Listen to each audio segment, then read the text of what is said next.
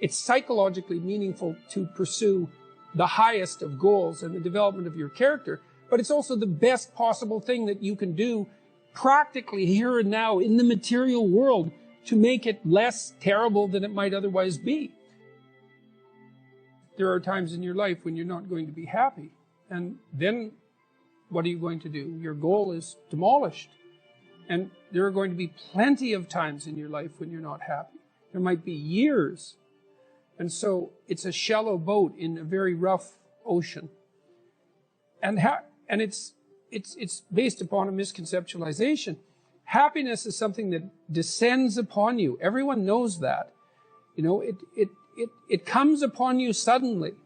And then you should be grateful for it, because there's plenty of suffering. And if you happen to be happy, well, wonderful. Enjoy it. Be grateful for it. And maybe try to meditate on the reasons that it manifested itself, right? Because it can come as a mystery, you know. You don't necessarily know when you're going to be happy. Something surprising happens and delights you. And you can analyze that. You can think, well, I'm doing something right. I'm in the right place right now. I've done something right. Maybe I can hang on to that. Maybe I can learn from that. What you should be pursuing instead is, well, there's two things. You should be pursuing who you could be. That'd be the first thing. It's like, because you're not who you could be, and you know it. You have guilt and shame and regret, and you berate yourself for your lack of discipline and your procrastination and all your bad habits. You know perfectly well that you're not who you could be. And God only knows who you could be. And so that's how you should be that's what you should be striving for. And associated with that, you should be attempting to formulate some conception of the highest good that you can conceive of, that you can articulate. Because why not aim for that? It's like your life is short and it's troublesome. And perhaps you need to do something worthwhile with it. And if so, then you should do the most worthwhile thing. And you should figure out what that is for you. And part of that's definitely going to be to develop your character as much as possible, to dispense with those parts of you that are unworthy. And then maybe, if you're fortunate and you do that carefully, then happiness will descend upon you from time to time. And that's the best you've got. And then also perhaps during sorrowful times, or worse, evil times, the fact that you've strengthened your character and that you're aiming at the highest that you can conceptualize, that'll give you the moral fortitude to endure without becoming corrupted during those times, and to be someone who can be relied upon in a crisis. There's an aim. You know, one of the things I've told my audience is, the young guys take to this a lot. I said, you should be the strongest person at your father's funeral, right? Well, that's something to aim for. It's a transition, a generational transition, and it means that, well, all the people around you are suffering because of their loss. They have someone to turn to who can illustrate by their behavior that the force of character is sufficient to move you beyond the catastrophe. And you need that. And that's a great thing to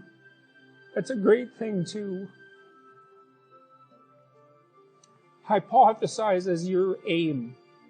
And happiness just evaporates as irrelevant in light of that sort of conceptualization. The internal problem is, how do you deal with tragedy and malevolence? And you can say, well, I'm not prepared. It's like, yeah, fair enough. Unsurprising, especially if you were overprotected as a child. It's not a good idea to overprotect your kids, because the snakes are going to come into the garden no matter what you do. And so then you, instead of trying to keep the damn snakes away, what you do is you arm your child with something that can help them chop them into pieces and make the world out of them.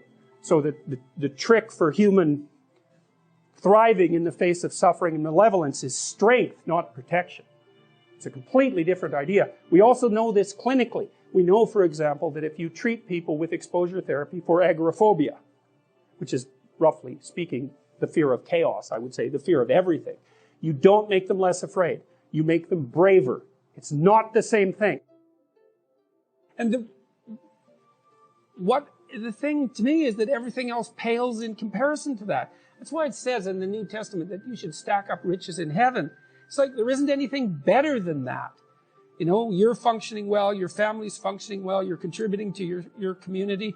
What you're doing is worthwhile, you know. You're not tormented by your conscience. You're aiming at something that the sacrifices that you have to make that clearly justify the sacrifices you have to make. Maybe even the sacrifice of your life, because you're in this, like this is a mortal game. You're in this with your whole life. And you'd think that what that would mean, at least in part, is that you need to find a game to play that's of sufficient grandeur and nobility so that perhaps even the fact that mortality is built into the structure now becomes justifiable. I mean, it's a hell of an ambition, but it doesn't seem to me to be something that's impossible. I think you can live your life enough so that it justifies itself despite its limitation. That's the real question. Can you do that? And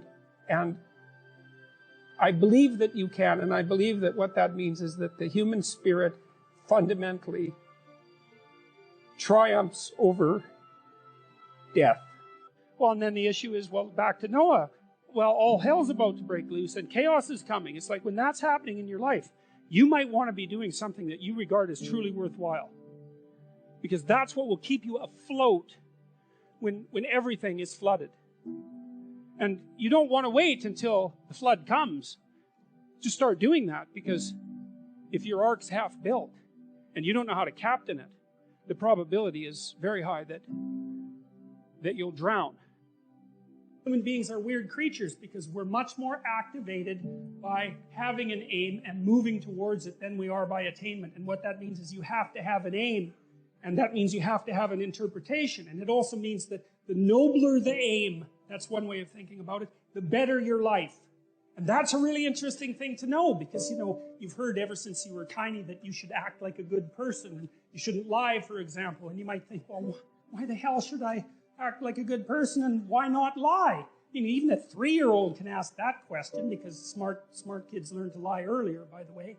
And they think, well, why not twist the fabric of reality so that it serves your specific short-term needs? I mean, that's a great question. Why not do that? Why act morally? If you can get away with something and it brings you closer to something you want, well, why not do it? These are good questions. It's not self-evident.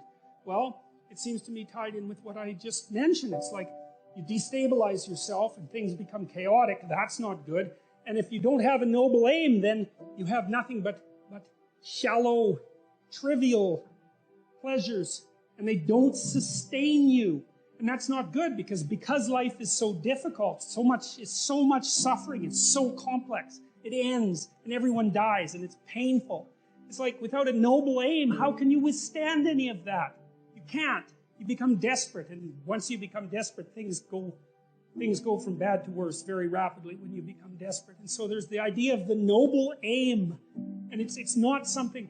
It's something that's necessary. It's the bread that people cannot live without, right? That's not physical bread. It's the noble aim. And what is that? If you configure your life so that what you are genuinely doing is aiming at the highest possible good, then the things that you need to survive and to thrive on a day-to-day basis will deliver themselves to you. That's a hypothesis, and it's not some simple hypothesis, right? Because what it basically says is, if you dare to do the most difficult thing that you can conceptualize, your life will work out better than it will if you do anything else. Well, how are you going to find out if that's true? Well, it's a Kierkegaardian leap of faith. There's no way you're going to find out whether or not that's true unless you do it. So no one can tell you either, just because it works for someone else. I mean, that's interesting and all that, but it's no proof that it'll work for you. You have to be all in this game. All right, so you're always in one of these little frameworks, and there's just no getting out of it. So, and that's because, you know, at any given moment, it's like field theory. There used to be psychological theories that talked about the field of human experience, something like that. And this is kind of what that is. This is a field, and basically what happens is you parse out a little part of the world, say, and so an amount you can handle. So let's say it has some duration. You're not aiming at something 50 years in the future. It's because how the hell are you going to do that? There's too many variables, you know.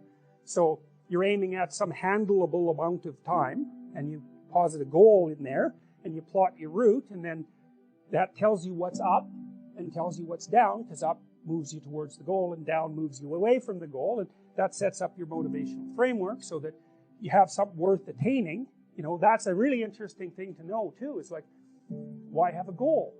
Well, it's easy. No goal, no positive emotion. Because you experience positive emotion by noticing that you're moving towards a goal. And so if you don't have a goal, well, you can't have any positive emotion. So you better have a goal.